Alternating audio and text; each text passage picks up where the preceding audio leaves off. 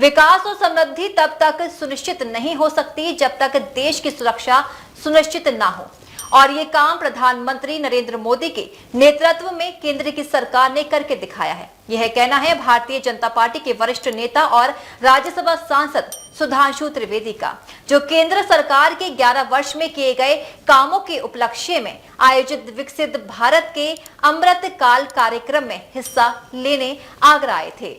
Hotel ताज विलास में संपन्न हुई भारतीय जनता पार्टी की प्रेस वार्ता में पार्टी के राष्ट्रीय प्रवक्ता और राज्यसभा सांसद सुधांशु त्रिवेदी अपने चिर परिचित अंदाज में नजर आए। प्रेस कॉन्फ्रेंस की शुरुआत में तो उन्होंने इन 11 साल के देश की मौजूदा सरकार के किए गए कामों का जमकर बखान किया। सुधांशु त्रिवेदी ने कहा, आज प्रधानमंत्री नरेंद्र मोदी के नेतृत्व में ऐसा कोई क्षेत्र नहीं है जिसमें अपेक्षित काम न किया गया हो। फिर बात चाहे रोजी रोजगार की हो, महिला सशक्तिकरण की हो, सड़क, रेल और हवाई परिवहन की हो, या फिर शिक्षा, स्वास्थ्य और सुरक्षा की हो, मोदी सरकार ने हर मोर्चे पर खुद को साबित किया है। प्रधानमंत्री श्री नरेंद्र मोदी जी के नेतृत्व में भारतीय जनता पार्टी और एनडीए की सरकार के 11 वर्ष पूर्ण हुए हैं। ये 11 वर्ष का समय भारत के इतिहास में एक बदली हुई सरकार का नहीं, बल्कि एक बदले हुए युग का प्रतीक है। इस सरकार के कार्यकाल में हमने देश की समृद्धि, देश की सुरक्षा, देश की सामाजिक समरसता और देश के सांस्कृतिक गौरव, इन चारों आयामों में प्रधानमंत्री श्री मोदी जी के नेतृत्व में अभूतपूर्व, ऐतिहासिक और युगांतकारी कार्य किए।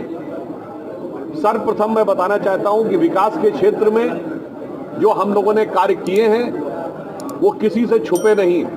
34 किलोमीटर प्रतिदिन की नेशनल हाईवे बन रही है। रेलवे रूट्स का पूरी तरीके से इलेक्ट्रिफिकेशन हो गया है।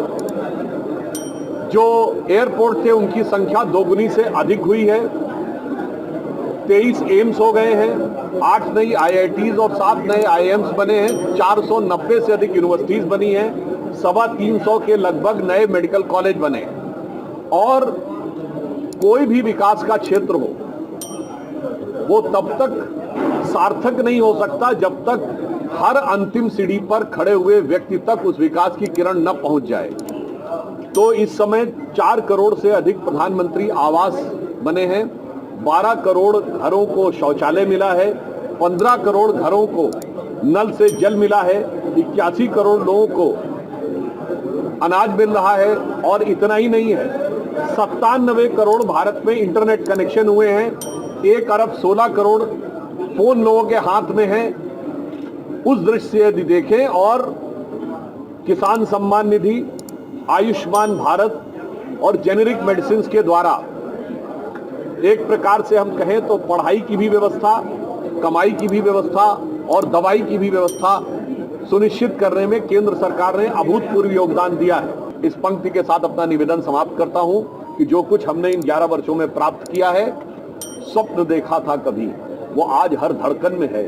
एक नया भारत बनाने का इरादा मन में है। बढ़ रहे हैं हम प्रगति की ओर, जिस रफ्तार से कर रहा है विश्व भी हमको नमन उस पार। इस मौके पर विपक्ष पर भी सुधांशु त्रिवेदी जमकर हमलावर दिखे। उन्होंने राहुल गांधी से लेकर अन्य विपक्ष पर भी जमकर तंज कसे। मुझे लगता है कि ये सरेंडर का जो बयान राहुल गांधी जी ने दिया, अभी तक कांग्रेस पार्टी के नेताओं के बयान पाकिस्तानी मीडिया में सुर्खियां बन रहे थे, पाकिस्तानी सोशल मीडिया में सुर्खियां बन रहे थे, और पाकिस्तान की संसद में बोले गए, पाकिस्तान की मिलिट्री ब्रीफिंग में बोले गए। पाकिस्तान ने भारत के विरुद्ध अपने डोजियर में राहुल गांधी जी के बयान को कोट किया था आज से 2 साल पहले। मगर जो बयान राहुल गांधी ने दिया है, ये तो पाकिस्तान के आर्मी चीफ ने नहीं बोला, पाकिस्तान के रक्षा मंत्री ने नहीं बोला, पाकिस्तान के प्रधानमंत्री ने नहीं कहा भारत ने सरेंडर किया। यहाँ तक कि जो आतंकी संगठन है, आतंकवादियों ने भी नहीं कहा है।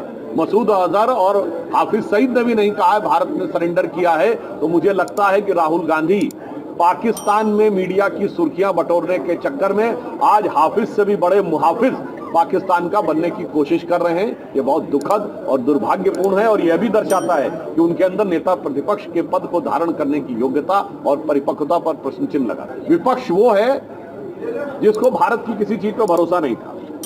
विपक्ष वो है जो भारत के संवैधानिक संस्थाओं पे सवाल उठाता है, भारत के आर्मी पर सवाल उठा चुके हैं, एयरफोर्स पे सवाल उठा चुके हैं, चुनाव आयोग पे सवाल उठा चुके हैं, मीडिया पे सवाल उठा चुके हैं। और इसलिए जब वैक्सीन आई थी तो वैक्सीन पे सवाल उठा चुके हैं, जब राम मंदिर का उद्घाटन हुआ तो मुहूर्त पे सवाल उठा चुके हैं। तो जो ताजिंदगी ताउम्र हमेशा वहम में जीना रहना चाहता हो, उसे वहम से निकालकर सच का सामना कराना हमारे लिए मुश्किल है, मगर देश की जनता भली बात सच को समझती है। प्रेस वार्ता के दौरान राज्यसभा सांसद नवीन जैन, भाजपा के प्रदेश मंत्री और आगरा जिले के प्रभारी अमित व वाल्मीकि, जिला अध्यक्ष प्रशांत पौनिया, महानगर अध्यक्ष राजकुमार गुप्ता, विधायक छोटेलाल वर्मा, जिला पंचायत अध्यक्ष डॉक्टर मंजू भदौरिया, जिला उपाध्यक्ष व अभियान के संयोजक संतोष सिकरवार और प्रेस वार्ता के संयोजक जिला मीडिया प्रभारी गौरव सोलंकी और सह संयोजक धर्मेंद्र उपाध्याय सहित बड़ी संख्या में पार्टी के लोग मौजूद रहे।